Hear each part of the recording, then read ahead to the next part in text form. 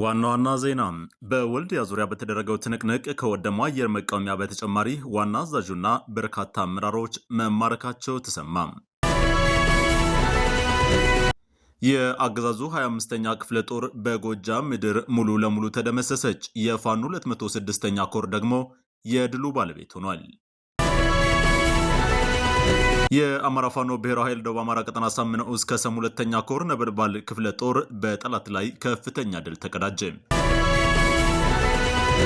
የምስራቅ አማራ ቀጠና ምኒልክ እዝ ላስታ ሳምነው ኮር በአገዛዙ ሰራዊት ላይ የማያዳግም እርምጃ መውሰድ በርካታ ድሎችን ተጎናጸፈ። የአብይ አህመድ አገዛዝ 17 ንጹሃኖችን በግፍ መጨፍጨፉ ተሰማ።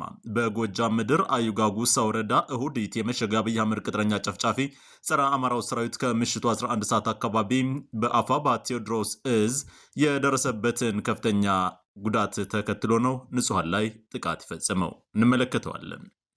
ጤና ይስጥልን ውድ ዓለም አቀፍ ፋኖ ሚዲያ አድማጭ ተመልካቾቻችን፣ ይህ የፋኖ ድምፅ ነው። የዕለቱም ፋኖ ዜና ጥንቅር ቀደም ሲል ባስተዋወቅናቸው አበይት መረጃዎችና ሌሎችንም አካተን በዝርዝር እያስደመጥናችሁ እንቆያለን። ወንዳለ ቢክስ ነኝ። እስከ ፍጻሜው ድረስ አብራችሁ እንድትቆዩ ጋበዝኳችሁ።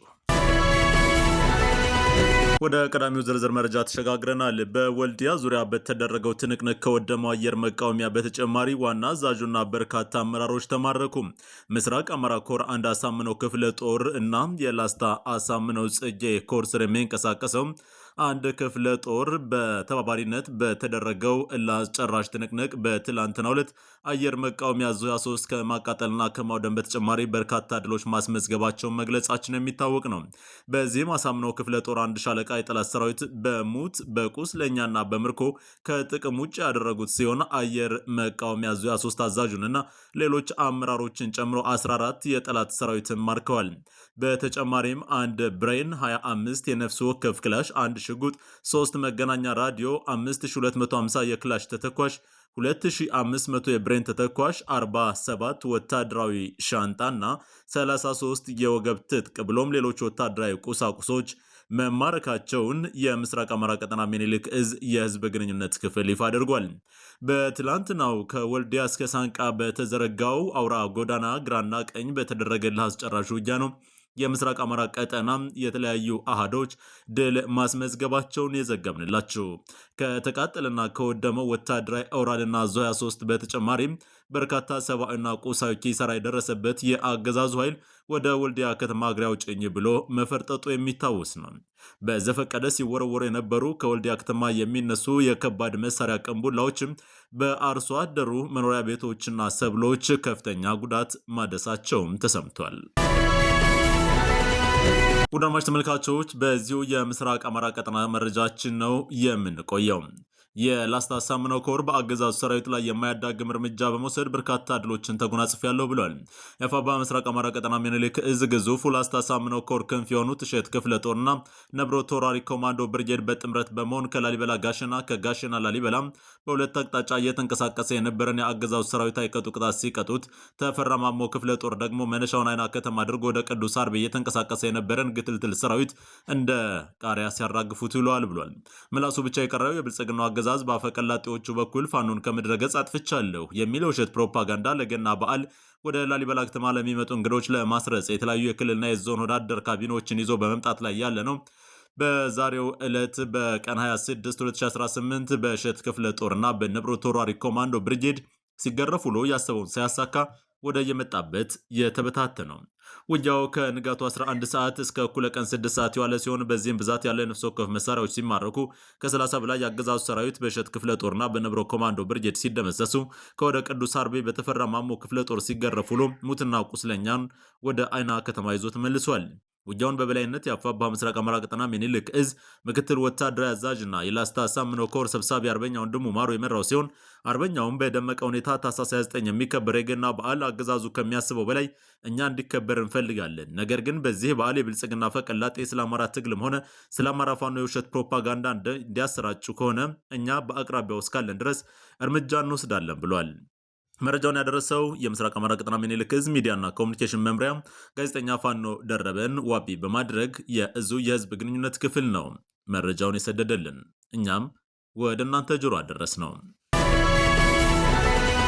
ውድ አድማጭ ተመልካቾች መረጃዎቻችን አሁንም እንደቀጠሉ ናቸው። ወደ ሌላኛው የአውደ ግንባር የድል ዜናዎቻችን ተሸጋግረናል። የአማራ ጠላት ወዳለበት ቦታ ሁሉ እንተኩሳለን። የነጻነት ጥሙን በደሙ ከቆረጠው ትውልድ ጋር የገጠሙ የአብይ አህመድ በየቀኑና በየአውደ ግንባሩ የሚደርስበት ሰብአዊና ቁሳዊ ኪሳራ የነገ ዕጣ ፈንታውን ፍንትው አድርጎ እያሳየ ነው። አንዳንድ አካባቢዎችን በመምረጥ ጭፍጨፋ ሲያደርግ የነበረው አብይ ሞት በቃን በማለት በሰላማዊ መንገድ የተቃወመውን አማራ ላይ ብሔራዊ ሞት በማወጅ በመላው ሀገሪቱ የሚገኘውን አማራን መግደል፣ ማፈናቀል፣ ማሰር፣ የእምነት ተቋሙንና ሀብት ንብረቱን ማውደምና መዝረፍ ህጋዊ ሆኗል የሚል የምክር ቤት አዋጅ በማሳለፍ ጭምር ነበር በይፋ ከአማራ ጋር ወደ ጦርነት የገባው። ትውልዱም ብሔራዊ ሞት ያወጀብንን ስርዓት ሳንገረስስ መቆም የለም በማለት በየአካባቢው የገባውን ወራሪ እየደመሰሰ ያመጣው መሳሪያ እየማረከ ቀጥሏል። መሰባሰብ፣ መደራጀት፣ መሰልጠን፣ መታጠቅ፣ መደምሰስና መማረክ በአዲሱ ትውልድ የተጀመረ ወርቃማ የትግል ምሰሶ በመሆኑ ተጠናክሮ ይቀጥላል ብሏል። በአፋብኃ ቴዎድሮስ 206ኛ ኮር የ4ኛ ክፍለ ጦር በስናን ወረዳ የማረካቸውን የጠላት ሰራዊትን ዋቢ በማድረግ ባስተላለፈው መልእክት ከዚሁ ጋር ተያይዞ ወደ ሌላኛው የዚሁ የጎጃም ግንባር ድሎች ነው የምናልፈው። እጅግ አስደማሚ ዜና ተሰምቷል። ወደ ጎጃም የአገዛዙ 25ኛ ክፍለ ጦር በጎጃም ምድር ሙሉ ለሙሉ ተደምስሷል። የፋኖ 206ኛ ኮር ዳግም የድሉ ባለቤት ሆኗል። የአርመኒው ሰራዊት በተጠና መልኩ የ6ኛ እዝ 602ኛ ኮር 25ኛ 32ኛና 57ኛ ክፍለ ጦሮችን በማሰማራት ወደ ጮቄ ተራራ ለመውጣት ባደረገው እንቅስቃሴ 206ኛ ኮር 24ኛ ክፍለ ጦር ታህሳስ 4ና 25 ባደረገው ትንቅንቅ የአርመኒው ሰራዊት 25ኛ ክፍለ ጦርን ሙሉ ለሙሉ መደምሰስ ችሏል። የመልሶ ማደራጀት ተግባሩን ለማደናቀፍ ከፍተኛ እንቅስቃሴ ሲያደርግ የነበረው ሜጀር ጀነራል ብርሃኑ ጥላሁን በመጨረሻ በነሞታይ ፍሬዎቹ ምድር ጎጃም ድባቅ ተመቷል። ለ3 ቀናት በወሰደው ምርኮኛና ትጥቅ የመልቀም ሂደቱ ሙሉ ለሙሉ የተጠናቀቀ ሲሆን በደረሰው ሪፖርት መሰረት 206ኛ ኮር የፋኖ አባላት 3 ዲሽቃ፣ 2 ሞርተር፣ 8 ብሬን፣ 5 ስናይፐር፣ 230 ክላሽ ሲማርክ 200 አለቃዎችን ጨምሮ 61 የአርመኔው ሰራዊት ተማርከዋል። 2 ሻለቃ አዛዦች፣ 500 አለቃዎችና 420 የአርመኔው ሰራዊት ተደምሰው ከ137 በላይ የጠላት ኃይል ቁስነኛ ሆኗል ተብሏል። 32ኛ 57ኛና 25ኛ ክፍለ ጦር የጠላት ኃይልን አቀናጅቶ ማጥቃት ለማድረግ አቅዶ የነበረው የጀነራል ሶፊያን አህመድ 602ኛ ኮር በቴዎድሮስ 206ኛ ኮር የፋኖ አባላት ከፍተኛ ምት አርፎበት በየጫካው ሲለቀም ውሏል። የደረሰበትን ምት መቋቋም አቅቶት በትንትን የወጣው የአረመኔው ሰራዊት አራተኛውን ዲሽቃ በ109ኛ ኮር የተማረከ ሲሆን ማህበረሰቡ ለ3 ቀናት የጠላትን አስክሬን እየሰበሰበ ቀብረዋል። አንድም አስክሬን ሳያነሳ በትንትን ወጥቶ በየጫካው ወርቆ እየተገኘ የሚገኝ የሜጀር ጀነራል ብርሃኑ ጥላሁን 25ኛ ክፍለ ጦር እስካሁን ባለው ተጨባጭ ሁኔታ 618 የሰው ኃይሉ ከጥቅም ውጭ ሆኗል። የአፋብኃ ቴዎድሮስ 206ኛ ኮር የህዝብ ግንኙነት ክፍል ባጋራን መረጃ መሰረት በዚሁ ወደ ሌላኛው የአውደ ግንባር መረጃችንን እንሸጋግራለን። ከጎጃም ግን አልወጣንም። የአብይ አህመድ አገዛዝ 17 ንጹሐንን በግፍ መጨፍጨፉ ተሰምቷል። ታህሳስ 25 2018 በአዩጓጉሳ ወረዳ እሁዲት የመሸገው የአብይ አህመድ ቅጥረኛ ጨፍጫፊ ጸረ አማራ ሰራዊት ከምሽቱ 11 ሰዓት አካባቢ አፋብኃ ቴዎድሮስ 9ኛ ኮር 88ኛ ክፍለ ጦሯን ቃኝና መሐንዲስ ሻለቃን 6ኛ ሻለቃ ለማፈን እንቅስቃሴ ያደርጋል። ታዲያ መረጃው የደረሳት ሻለቃዋም ጠላትን በደፈጣ መምታት ችላ ከ8 በላይ አቁስላ ከ10 በላይ ቅጥረኛ ጨፍጫፊውን ወደማይመለስበት ሸኝተዋለች ተብሏል። ያልጠበቀው ምት ውርጅብኝ የገጠመው ይህ ጸረ አማራ ቡድን ወደኋላ ተመልሶ አዩ ቀበሌ በመግባት 16 ንጹሐን ወጣቶችን ከመዝናኛ ቦታና ከስራ ቦታቸው ሰብስቦ በግፍ ረሽኗል። ስርዓቱ ፋኖን ለማጥፋት የአማራን ህዝብ ማጥፋት እንደ ወታደራዊ ስልት እየተጠቀመ ያለና አማራን መዝረፍ፣ መግደል፣ ሀብት ንብረት ማውደም፣ ጾታና እድሜ ሳይለይ በቡድን መድፈር እንደ ተጨማሪ የጦር ስልት አድርጎ እየተጠቀመ ያለ ከኢትዮጵያ ባል ያፈነገጠ የባዕድ ተልዕኮ አንግቦ ሁለገብ ጦር የከፈተ ዓለም አቀፉን የጦር ህግ የማይቀበል የጦር ወንጀለኛ የሆነ አሸባሪ ኃይል ነው ብሎታል።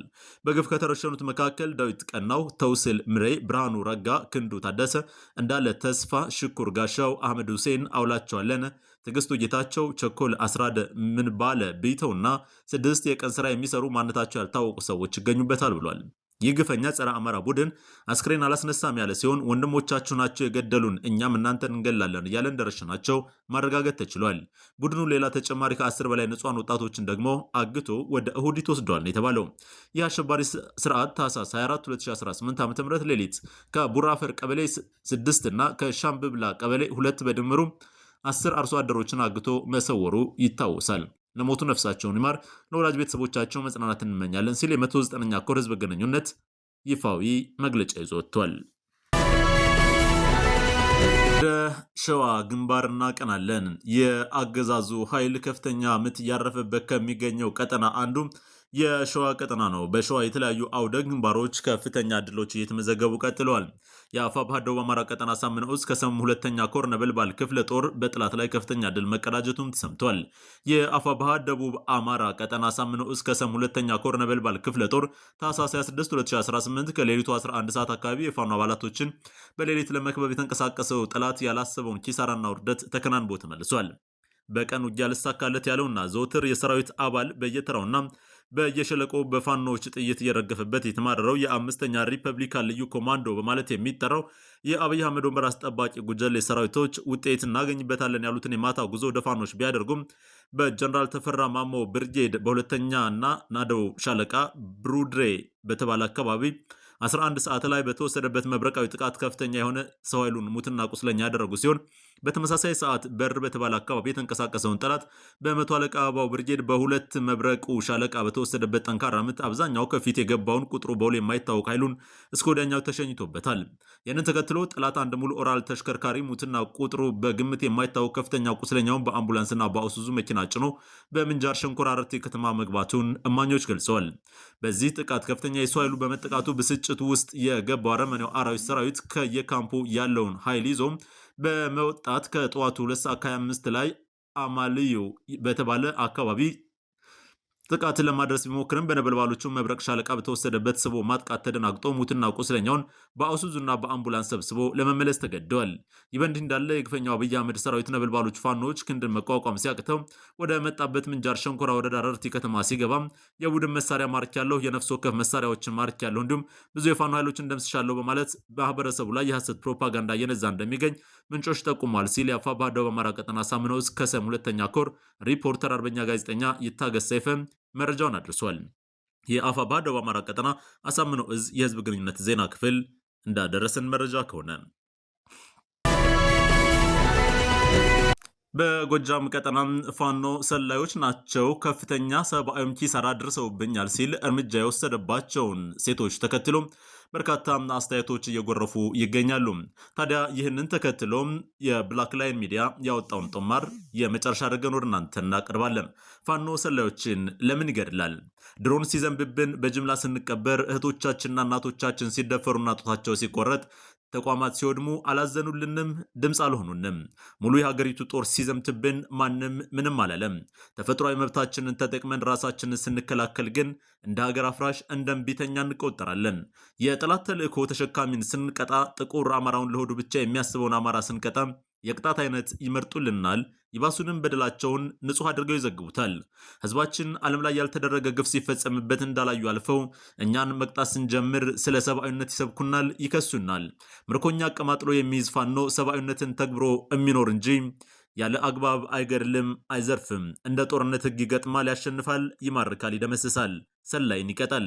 አንዳንዶች የፋኖ ደጋፊ ነን የሚሉና የሶስተኛ ረድፍ የብልጽግና ደጋፊዎች ሳይቀር መሀል ሰፋሪነታቸውን መደበቅ ተስኗቸው በፋኖ የትግልና የህዝብ አስተዳደር ብሎም የፍርድ አሰጣጥ ዙሪያ የናውቅላችኋለን ጩኸት ያሰማሉ። እነዚህ ፋኖን ብልጽግናም ካሸነፉ በሰላም እንኖራለን የሚሉ ላዮችና በህዝብ ላይ ቁማር የሚይዙ ናቸው። ሰሞኑን ስለሚወራው ጉዳይም አርበኛ አስረስ ማረ ዳምጤ የአማራ ፋኖ ብሔራዊ ኃይል የምዕራብ አማራ ቀጠና ቴዎድሮስ ዕዝ የፖለቲካ መምሪያ ኃላፊ ስለላ ላይ ተሰማርተዋል በማለት የሚከሷቸውን ሴቶች እንደ ተዋጊ ኃይል እንደሚቆጥሯቸው ተናግሯል። በህገ ደንባችን መሰረት ለጠላት ስለላ ስራ ሲሰራ የተገኘ ማንኛውም ሰው ላይ የሞት ቅጣት እርምጃ እንደምንወስድ፣ ሌላም አካባቢ ተመሳሳይ እርምጃዎችን እንደምንወስድ ይታወቃል ብሏል። በቁጥጥር ስር ያሉ ሰዎች ላይ ግድያውን መፈጸም እንደ ጦር ወንጀል ድርጊት ሊቆጠር የሚችል ስለመሆኑ ከቢቢሲ ጥያቄ ቀረበለት። የፋኖ አመራሩ አርበኛ ፋኖ አስረስ ማረ በምርኮ የተያዘ ሰው በተኩስ ልውውጥ መሃል በፈቃደኝነት እጁን የሰጠ ሰው ሲሆን ነው።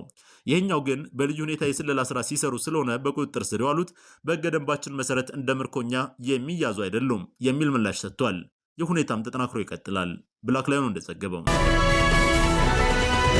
ወደ ዓለም አቀፍ ፋኖ ሚዲያ ቤተሰቦች አድማጭ ተመልካቾች ዕለታዊ መረጃችን በዚህ ተጠናቋል። እንዳለ ብክስ ነበርኩ። በሌላኛው የመረጃ ሰዓት ዳግም እንገናኛለን። እስከዚያው ድረስ ግን በያላችሁበት በቸር ቆዩ።